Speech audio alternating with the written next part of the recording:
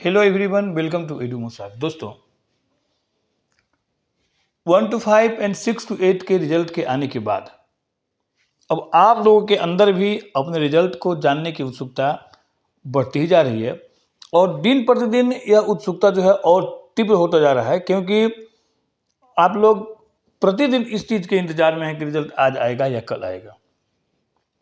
अब देखिए, 9 to 10 और 11 12 ये दो पार्ट हैं, दो सेगमेंट का रिजल्ट अब तक नहीं आया है। सिर्फ 1 to 5 एंड 6 to 8 का रिजल्ट बीपीएससी के द्वारा जारी किया गया है, लेकिन कुछ सूचना ऐसा मैंने प्राप्त हो रहा है कि टीआरई 3 के सभी सेगमेंट का डॉक्यूमेंट वेरिफिकेशन यानी काउंसलिंग जो है वह एक साथ ही शुरू होगा, क्योंकि शिक्षा विभाग के द्वारा सारे काउंसलिंग का शेड्यूल जारी कर दिया गया है कि हेडमास्टर और हेड टीचर का काउंसलिंग कब होगा, टीआरई 3 के लोगों का काउंसलिंग कब होगा, टीआरई 3 में जो पास होंगे। तो टीआरई 3 में जो काउंसलिंग होगा वो सारे सेगमेंट का एक साथ होगा, 1 to 5 का, 6 to 8 का, 9 to 10 का और 11 to 12 का। और उसके बाद जो सक्षमता पास टीचर हैं उनका काउंसलिंग कब होगा, इन सारे सेगमेंट का जितने भी एग्जामिनेशन हुए हैं अब तक वो सारा का जो शेड्यूल जो है वह शिक्षा विभाग के द्वारा जारी कर दिया गया है। इसके कारण लगता है कि 16 दिसंबर से पहले तक आप लोगों का रिजल्ट जो है वो जारी कर दिया जाए, क्योंकि काउंसलिंग का शेड्यूल जो है वह शिक्षा विभाग के द्वारा जारी कर दिया गया है। देखिए, बात ऐसा है कि बीपीएससी भी चाहता है कि रिजल्ट हम जारी करें, लेकिन अब तक बीपीएससी को सीटों की संख्या ही प्राप्त नहीं हुई है कि किस कैटेगरी में और किस सब्जेक्ट में कितना सीट है और कितने सीट पर रिजल्ट जारी करना है। अगर यह चीज़ बीपीएससी को मिल जाए कि कितने सीट पर रिजल्ट जारी करना है, तो उसके मिलने के 10 से 15 दिन के अंदर आपका रिजल्ट वेबसाइट पर देखने को मिल सकता है। अब जीएडी भी जो है बीपीएससी को रोस्टर क्लियर करके नहीं भेज रहा है, जीएडी को शिक्षा विभाग के द्वारा रोस्टर क्लियर करके नहीं मिल पा रहा है, शिक्षा विभाग को पता नहीं जिला से रोस्टर क्लियर करके मिला है कि नहीं मिला है। तो ये सारे चीज़ जो है एक दूसरे के ऊपर भाई डिपेंड है, एक को दूसरे से, दूसरे को तीसरे से, इस तरह से मिलना है। और पता नहीं अंदर की बात क्या है, ये तो हम लोग नहीं जानते हैं, लेकिन अब तक बीपीएससी को 9 to 10 और 11 12 का रोस्टर जो है वह क्लियर करके प्राप्त नहीं हुआ है, क्योंकि अगर रोस्टर क्लियर करके प्राप्त होता तो वह बीपीएससी की वेबसाइट पर देखने को जरूर मिलता। चलिए फर्दर आगे हो सकता है कि रोस्टर जल्द ही आपको क्लियर करके मिले और रिजल्ट भी आपको देखने को मिल सकता है 16 तक।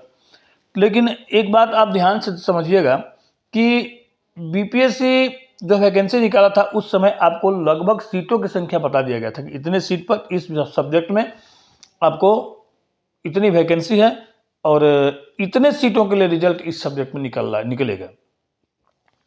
लेकिन बाद में चूंकि वह जो वैकेंसी आया था वह न्यू रिजर्वेशन पॉलिसी के आधार पर था, लेकिन बाद में हाई कोर्ट के डिसीजन के बाद अब ओल्ड रिजर्वेशन पॉलिसी के आधार पर मैंने रिजल्ट निकालने की बात कही गई, जिसके बाद बहुत सारे रिजल्ट जो हैं वो ओल्ड रिजर्वेशन पॉलिसी पर जारी किया गया।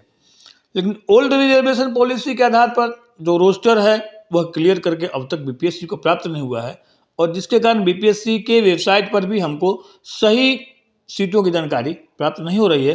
तो आइए एक बार हम लोग देख लेते हैं कि अगर वास्तव में ओल्ड रिजर्वेशन पॉलिसी के आधार पर अगर रिजल्ट निकलेगा तो सीटों की जो संख्या, पहले वाला जो सीट जो वैकेंसी निकला है उसमें सीटों की संख्या का डिस्ट्रीब्यूशन, रीअरेंजमेंट किस तरह से होगा, जरा इसको एक बार हम लोग देख लेते हैं।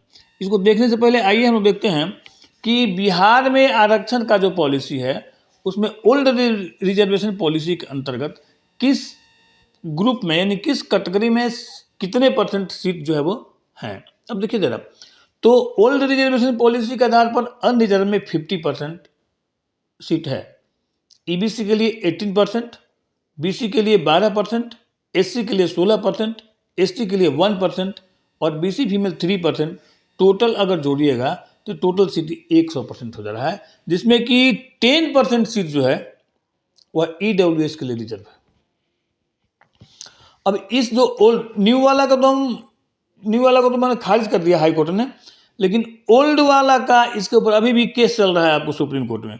लेकिन ओल्ड वाला पर जो है अगर हम देखेंगे कि ओल्ड वाला में सीट का डिस्ट्रीब्यूशन परसेंटेज क्या है वो देख लीजिए। Unreserve 50%, EBC 18%, BC 12%, SC 16%, ST 1%, BC female 3% और 10% ईडब्ल्यूएस है। तो आइए रीअरेंजमेंट करते हैं हम दो सब्जेक्टों का आज, एक इकोनॉमिक्स का और दूसरा हिस्ट्री का। तो हिस्ट्री और इकोनॉमिक्स के सीटों का हम लोग रीअरेंजमेंट करते हैं।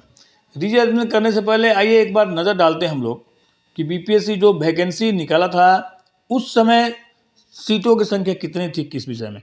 देखिए हिस्ट्री में सीटों की संख्या था 1631 और इकोनॉमिक्स में सीटों की संख्या था 300, जिसमें 591 महिलाओं के लिए रिजर्व था और यहाँ 60 सीट महिलाओं के लिए रिजर्व है। एक बात फिर मैं आप लोगों को बता देना चाहता हूँ कि महिलाओं के लिए सीट अलग से नहीं है, बल्कि क्षैतिज रूप से अपने अपने कैटेगरी में 35% सीट महिलाओं के लिए रिजर्व है। इन जो सीट आप देख रहे हैं मेल, जहाँ मेल लिखा हुआ है, टोटल नंबर ऑफ वैकेंसी जो 1631 है, ऐसा नहीं है कि महिला का वैकेंसी 591 उसमें ऐड होगा, नहीं ऐड होगा, क्योंकि 1631 में से ही 35% सीट जो है वो महिलाओं के लिए रिजर्व किया गया है। ध्यान रखिएगा इस बात का, यही बात सही है। और उसी तरह से इकोनॉमिक्स में हो गया, इकोनॉमिक्स में 300 सीट टोटल है और 300 सीट में जो महिलाओं के लिए सीट जो है वह 60 सीट रिजर्व है, 35% सीट है। इसमें हो सकता है कुछ कुछ चीज़ जो है वो कमी बेसी हो जाए। तो इसी तरह से आप देखिएगा इतने सीट जो है महिलाओं के लिए रिजर्व है। अब इन सीटों का मान लो 1631 सीट टोटल है, इसमें है 300 सीट टोटल है। इन सीटों का अगर रीअरेंजमेंट हम लोग करेंगे ओल्ड आरक्षण पॉलिसी के आधार पर, ये न्यू के आधार पर किया हुआ है, तो सीटों की संख्या क्या निकल कर सामने आती है जरा इसको देखते हैं हम लोग। तो अगर ओल्ड के आधार पर करेंगे हम लोग तो देखिए सीटों की संख्या निकल कर आती है आपको, मेल 652, अनरिजर्व मेल 652 और फीमेल 228, ईडब्ल्यूएस 163 और ईडब्ल्यूएस फीमेल 57, ईबीसी 294 और ईबीसी फीमेल 103, बीसी 196 और बीसी फीमेल 69, एससी 261 और एससी फीमेल 91, एसटी 16 और एसटी फीमेल 6 और ईबीसी फीमेल 49 है।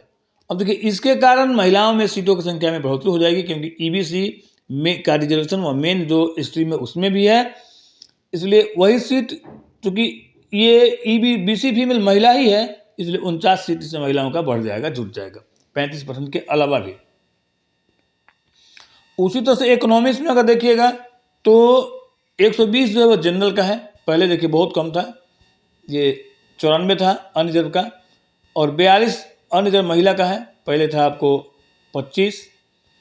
उसी तरह से 30 जो है ईडब्ल्यूएस, 10 ईडब्ल्यूएस फीमेल, 54 जो है वह ईबीसी मेल, 19 ईबीसी फीमेल, 36 जो है वह बीसी मेल, 13 बीसी फीमेल और 48 एससी के लिए है और 17 जो है एसटी फीमेल के लिए है। एसटी के लिए 3 सीट है और महिला के लिए इसमें कोई सीट नहीं है।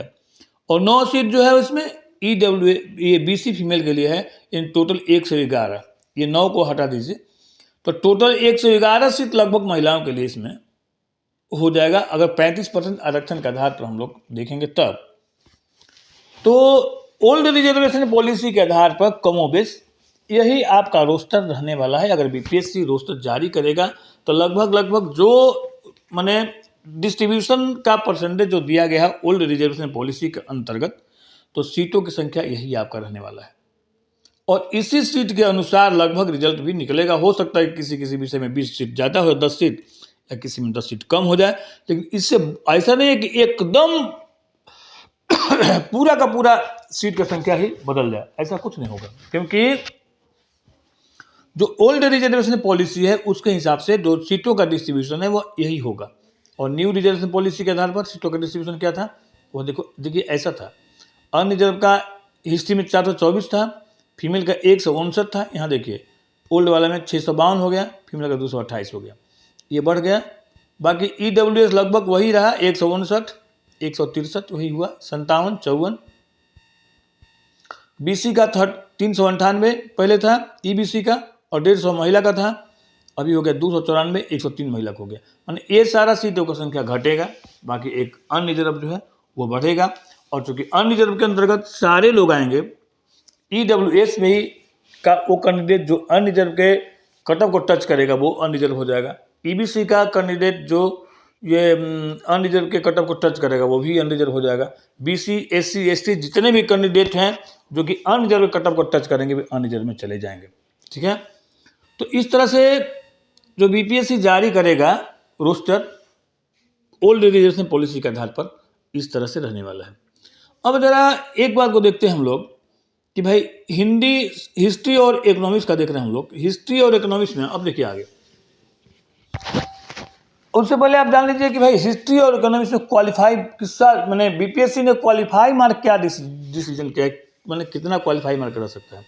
यहाँ देखिए, यह है BPSC Tier 3.0 एग्जाम, अभी तुरंत BPSC की वेबसाइट पर यह जारी किया गया था कि अगर इतने नंबर आप लाते हैं तभी क्वालिफाई माने जाएंगे। तो सामान्य पुरुष EWS पुरुष इनको 48 नंबर लाना पड़ेगा। अगर 48 नंबर लाएंगे तभी क्वालिफाई होंगे, अगर 47 लाएंगे तो इनका सिलेक्शन नहीं होगा। ध्यान रखिए, अगर किसी विषय में ऐसा है कि सीटों की संख्या ज़्यादा है, जहाँ नंबर ऑफ स्टूडेंट कम है और सीट ज़्यादा है, तो वहाँ पर भी अगर आप 47 लाइएगा भैया, और अगर आप सामान्य वर्ग के हैं या EWS वर्ग के हैं, पुरुष हैं, तो आपका सिलेक्शन नहीं होगा, क्योंकि आपको 48 से ऊपर लाना पड़ेगा। 49, 10, 49, 50 या 48। पिछड़ा वर्ग आप हैं और पुरुष हैं तो आपको 44 नंबर कम से कम लाना पड़ेगा सिलेक्शन होने के लिए, और उससे नीचे आप आइएगा तो आपका सिलेक्शन नहीं होगा, ये कट ऑफ है। अत्यंत पिछड़ा वर्ग EBC आप हैं और पुरुष हैं तो कम से कम 41 नंबर आपको लाना पड़ेगा, 40 में आपका सिलेक्शन नहीं होगा।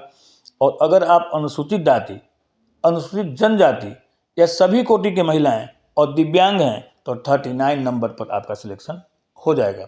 तो इतना नंबर कम से कम ये नंबर है, और कम से कम ये नंबर आपको लाना पड़ेगा तभी आपका सिलेक्शन होगा। नहीं तो आप चिल्लाते रह जाइएगा कि सीट बच गया, सीट बच गया, कम पर रिजल्ट हुआ है, फलना हुआ है, ढेकना हुआ है, इन सारी चीज़ों को लेकर के फिर भी आपका सिलेक्शन नहीं होगा, क्योंकि आप क्वालिफाई नंबर को पार नहीं कर पाइएगा तो आपका सिलेक्शन कभी नहीं होगा। ध्यान रखिएगा इस बात को। अब इसके बाद आइए हम लोग देखते हैं एक चीज़ कि क्या देख रहे हैं भाई,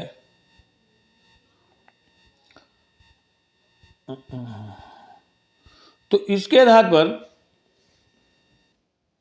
अब हम देखते हैं, बता रहे हैं आपको कि इन सारे चीज़ों को देखने के बाद अब हम लोग को जो लगता है कि जो कट ऑफ जो है वह जाने वाला है। ये कट ऑफ का जरा सा हम लोग एनालिसिस करते हैं एक बार कि कट ऑफ क्या रहने वाला है। ये देख लीजिए एक बार कि कट ऑफ क्या रहेगा भाई। तो हाँ, ये देख लीजिए कि BPSC Tier 3.0 में ये क्या हुआ था कि देखिए,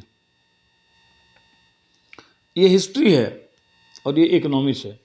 ए स्टेट 2023 क्वालिफाई कैंडिडेट कितने थे हिस्ट्री में? 15,077, और Tier 2 में सिलेक्ट हो गए 3,939।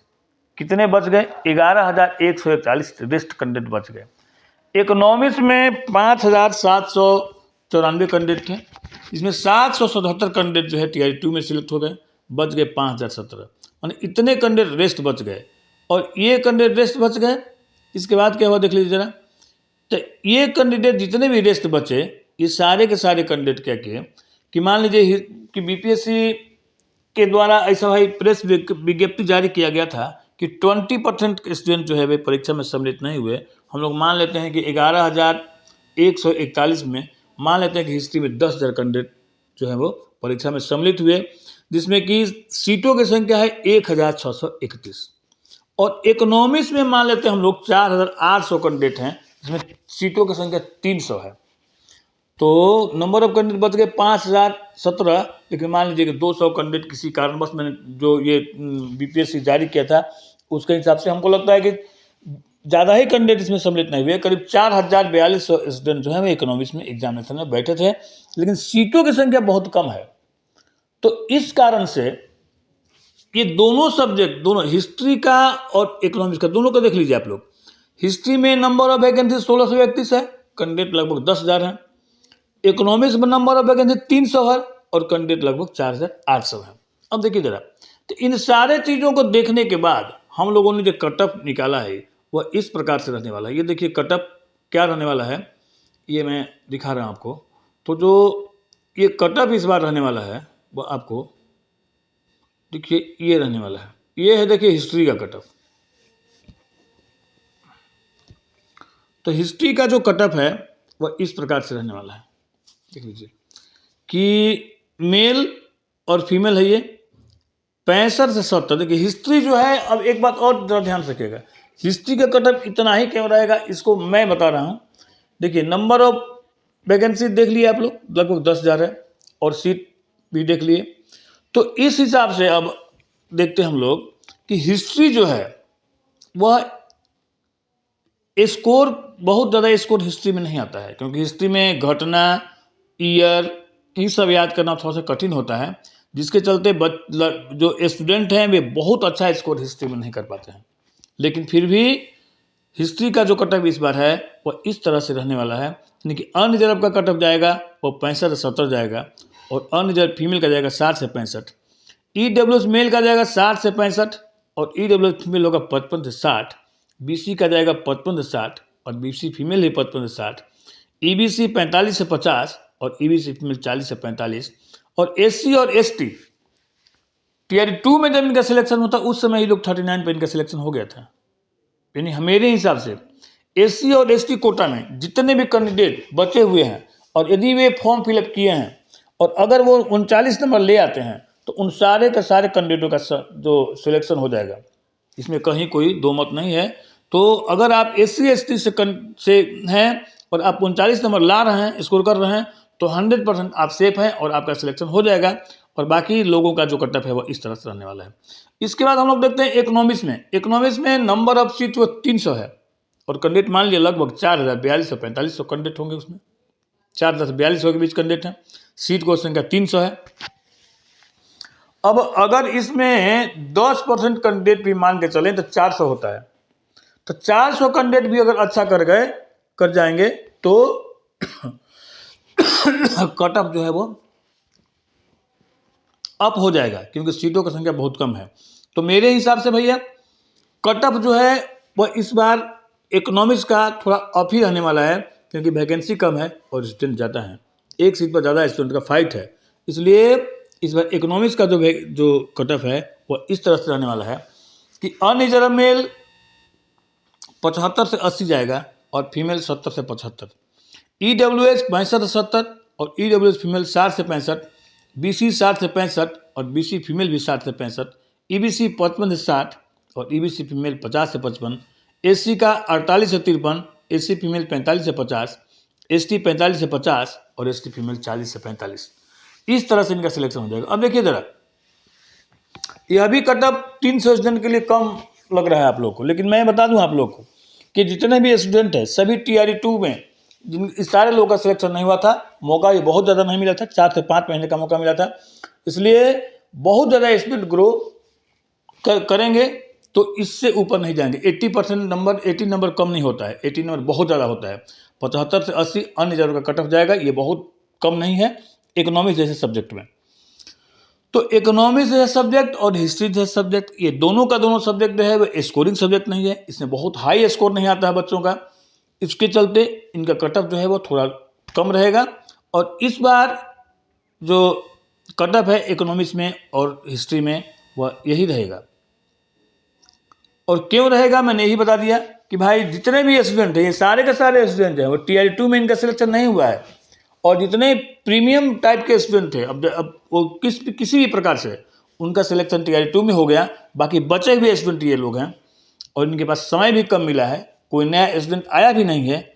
इन सारे चीज़ों को देख करके, इन सारे कारणों से इस बार इनका जो कटअप है हिस्ट्री का और इकोनॉमिक्स का वह यही रहने वाला है। बाकी हम लोगों ने हमको जहाँ तक लगता है कि आप लोग बहुत सारा सवाल पूछते थे, भाई किस तरह से कटअप होगा, क्यों ऐसा होगा, क्यों इतना होगा, क्यों नहीं होगा। तो हमको लगता है कि मैंने इन सारे सवालों का जवाब आप लोगों को दे दिया है और मेरे हिसाब से कटअप यही रहने वाला है इस बार। अगर आप इसके अंतर्गत हैं तो आपका सिलेक्शन इस बार हो जाएगा। मेरे साथ वीडियो बनने के धन्यवाद। आपका दिन शुभ हो।